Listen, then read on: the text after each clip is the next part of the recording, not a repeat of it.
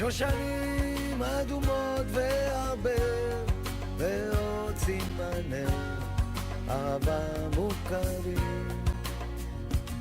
ספר של חכם סיני עבר יום הולדת 20.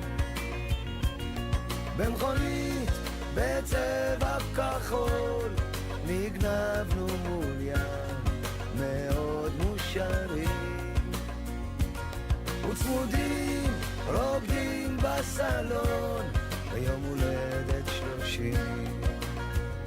וגם לפעמים אני עוד זוכר יום הולדת תמיד הדלקתי לך נר, וגם לפעמים היינו שוקים בתוך הפילים.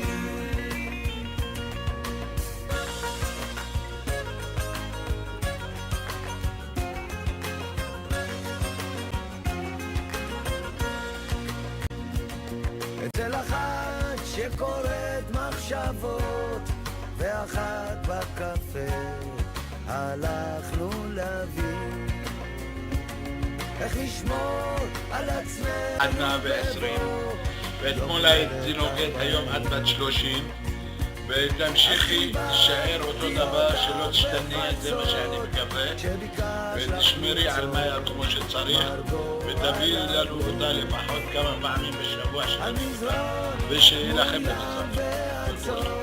מזל טוב, היום 15 לינואר 2009, ואת בת 30 את נולדת, רק אתמול אני זוכרת איך נולדת ואיך הלכת לגן, איך עברנו מלא חוויות, בית ספר, צבא, לימודים, חבר פה, חבר שם,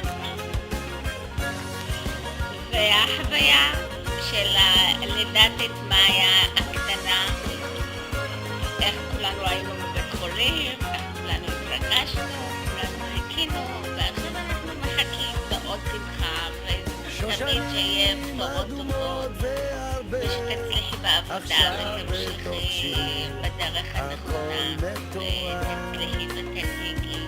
עוד מעט נחגוג בשדה ומאחלים לך כל יום טוב, הולדת 100. ונחת ממאיה ומירן, שיכול להיות בסדר בבית החדש, שתהנו, ואושר ואושר.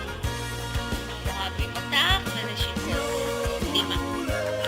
שלום, מזל טוב, ואני שיהיה לך היום,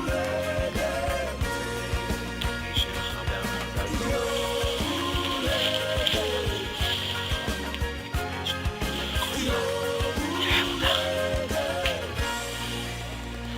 שושנים אדומות והרבה ועוד סימני אהבה מוכרים, יום הולדת שמח לך.